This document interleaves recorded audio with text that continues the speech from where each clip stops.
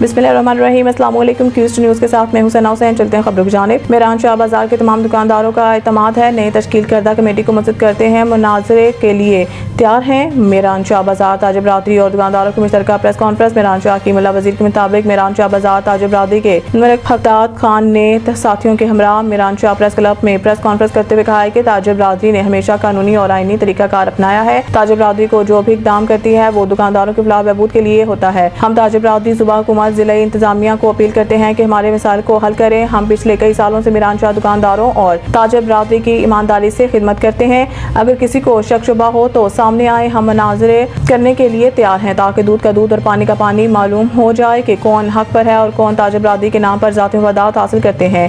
आज की press conference के वसात से हम ये भी पुरजोर मुतालबा करते हैं कि बाकी